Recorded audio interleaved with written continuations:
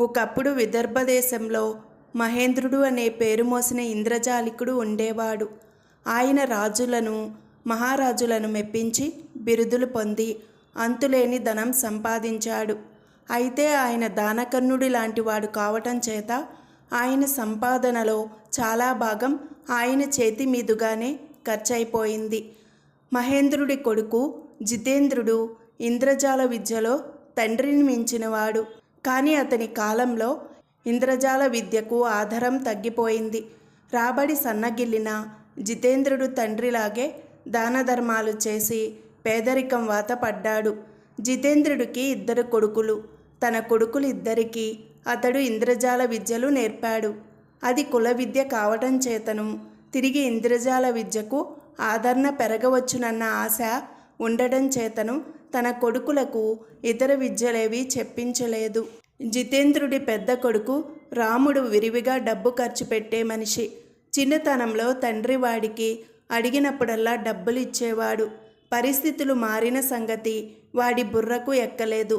అందుచేత అడిగినప్పుడు తండ్రి డబ్బులు ఇవ్వకపోతే ఇంట్లోనే దొంగతనాలు చేయసాగాడు. ఇది తెలియగానే జితేంద్రుడు పట్టరాని ఆగ్రహం వచ్చి రాముణ్ణి చావగొట్టాడు. రాముడు అలిగి ఎటో పారిపోయి తిరిగి ఇంటికి రానేలేదు. కోపంతో కొట్టిన రాముడంటే వాడి తల్లిదండ్రులకు అమితమైన ప్రేమ. వాడు వెళ్ళిపోయాక తల్లిదండ్రులిద్దరూ వాడి కోసం బెంగపడి మంచం పట్టి కొద్ది కాలంలోనే చచ్చిపోయారు. దాంతో జితేంద్రుడి 2వ కొడుకు చంద్రుడు ఒంటరిగాడై వీధి పాలయ్యాడు. చంద్రుడు మనోనిబ్బరం కలవాడు. వాడు ఊళ్ళ వెంట తిరిగి వీధుల్లో గారడీలు చేస్తూ తన గారడీలు చూసిన వాళ్ళు ఇచ్చే చిల్లర డబ్బులతో పొట్టబోసుకుంటూ ఆ సంపాదనతోనే తృప్తిపడి కాలక్షేపం చేస్తున్నాడు. ఒకనాడు చంద్రుడు ఒక వీధిలో గారడి చేయనారంభించాడు. అది చూడడానికి చాలామంది పిల్లలు చేరారు. వాళ్ళ నుంచి డబ్బులు రావని తెలిసి కూడా చంద్రుడు తన ఇంద్రజాలంతో వాళ్ళను ఆనందింపచేస్తున్నాడు. ఇంతలో పక్కనున్న ఇంటి నుంచి ఒక పిల్లవాడి ఏడుపు గట్టిగా వినిపించింది. చంద్రుడు తన గారడీ ఆపి ఆ ఇంట్లోకి వెళ్ళి చూస్తే ఒక ఇల్లాలు తన 4 ఏళ్ల కొడుకును పట్టుకొని చావగొట్టేస్తున్నది. ఆ పిల్లవాడి తండ్రికి పెద్ద జబ్బు చేస్తే ఆమె దేవుడికి మొక్కుకున్నదట. జబ్బు తగ్గిపోతే వారం రోజుల పాటు ఇంటిల్లిపాది మధ్యాహ్నం దాకా ఉపవాసం ఉండి దేవుడి దర్శనం చేసుకొని తర్వాత భోజనం చేస్తామని ఆమె మొక్కుకున్నది. దేవుడి అనుగ్రహం వల్ల జబ్బు నయమయ్యింది. ఎలాగో 6 రోజులు గడిచాయి. ఇవాళ కుర్రవాణ్ణి మధ్యాహ్నం దాకా ఆపటం కష్టమైపోతున్నది. వాడు ఆకలో అని ఏడుస్తున్నాడు. ఆమె దేవుడి దర్శనానికి వెళ్ళవలసి ఉన్నది. మంచిగా చెబితే వాడు వినడం లేదని ఆమె వాణ్ణి దండిస్తున్నది. పిల్లవాణ్ణి ఆకలితో మార్చడమే గాక వాణ్ణి కొట్టడం అన్యాయమని చంద్రుడికి అనిపించింది. వాడు ఆమెతో వినయంగా, అమ్మా, చిన్నపిల్లల్లో దేవుడుంటాడంటారు. ఈ పసిపిల్లవాడిలో దేవుణ్ణి చూడలేని మీరు ఏ దేవుణ్ణి చూడబోతున్నారో నాకు తెలియడం లేదు అన్నాడు. ఆమె ఈసడింపుగా, అందుకే నీ బ్రతుకు ఇలా ఉంది. వీడిలో నిజంగా నీకు దేవుడు కనిపిస్తే వీణ్ణి కాస్త కనిపెట్టి ఉండు.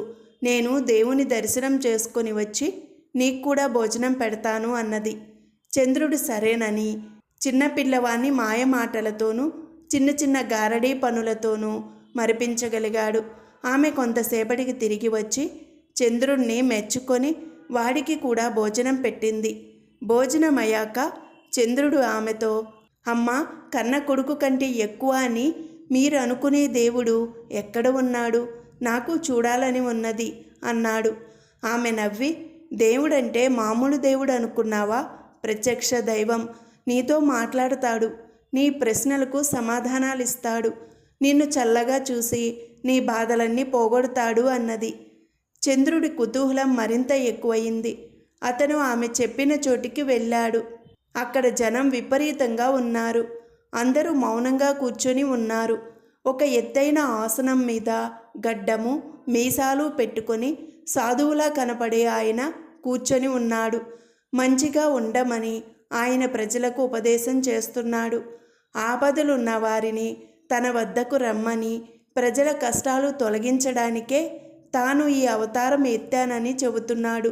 మధ్య మధ్య ఆయన గాలిలో నుంచి విభూది సృష్టించి మనుషుల మీద విసురుతున్నాడు. అప్పుడప్పుడు గాలిలో తేలి కొద్ది క్షణాల పాటు ఉంటున్నాడు. ఆయన ఇలా రకరకాల మహిమలు ప్రదర్శిస్తుంటే భక్తులందరూ హే పరమాత్మ అంటూ ఆహాకారాలు చేస్తున్నారు.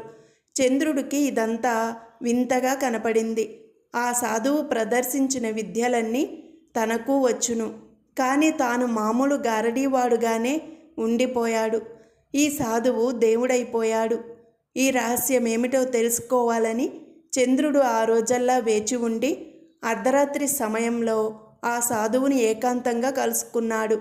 ఎవరు నువ్వు అన్నాడు సాధువు చంద్రుణ్ణి చూసి. నేనొక ఇంద్రజాలికుణ్ణి. మీ ప్రదర్శనలు చూశాను. వాటిని ప్రజలు మహిమలుగా కొనియాడుతున్నారు. అవే ప్రదర్శనలు నేను ఇస్తుంటే తిండికి డబ్బులు దొరకటం కూడా కష్టంగా ఉన్నది. ప్రజలు మిమ్మల్ని దేవుడు అంటున్నారు. ఈ రహస్యం తెలుసుకుందామని వచ్చాను అన్నాడు చంద్రుడు. అతను ఆ రోజు తన అనుభవం కూడా సాధువుకు చెప్పాడు. ఇందులో రహస్యమేమీ లేదు. నేను దేవుడి అవతారాన్ని. నాకు సహజంగా ఉన్న శక్తులను నువ్వు కష్టపడి విద్యగా నేర్చుకున్నావు. నీకు పరికరాలు అవసరం, నాకు అవసరం లేదు అన్నాడు సాధువు. అలాగా, అయితే నేను నా వేలు తెగ కోసుకుంటాను. దాన్ని మీరు మళ్ళీ అతికించగలరా అని చంద్రుడు అడిగాడు. అలాగేనన్నాడు సాధువు. వెంటనే చంద్రుడు తన వేలును చిన్న బాకుతో కోసేసుకున్నాడు. రక్తం ఎర్రగా ప్రవహించింది. సాధువు తెగిన వేలును యథాస్థానంలో ఉంచి ఏదో మంత్రం చదివాడు.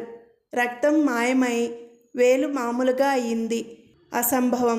ఈ విద్య మా కుటుంబం వాళ్లకు తప్ప ఇంకెవ్వరికీ తెలియదు అని చంద్రుడు గొనిగాడు. సాధువు ఉలిక్కిపడి, నీ పేరు చంద్రుడు కాదు అన్నాడు. అవును, మీకెలా తెలుసు అన్నాడు చంద్రుడు. నేను నీ అన్నను, రాముణ్ణి అన్నాడు సాధువు చంద్రుడి కేసి ఆప్యాయంగా చూస్తూ.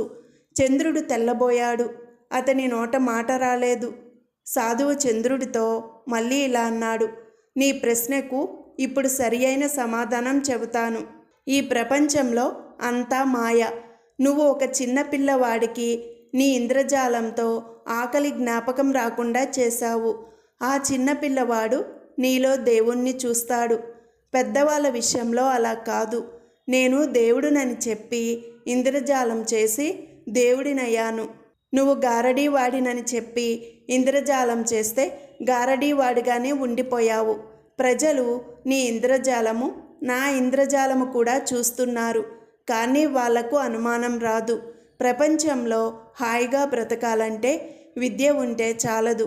మాటలు చెప్పి మోసం చేయడం నేర్చినప్పుడే నీ విద్య రాణిస్తుంది.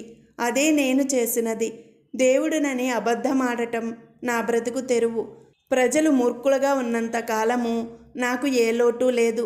నీ సందేహం తీరింది కదా, ఇక వెళ్ళిరా. చంద్రుడు వెళ్ళిపోయాడు. ఆ తరువాత అతను ఏమయ్యాడో ఎవరికీ తెలీదు.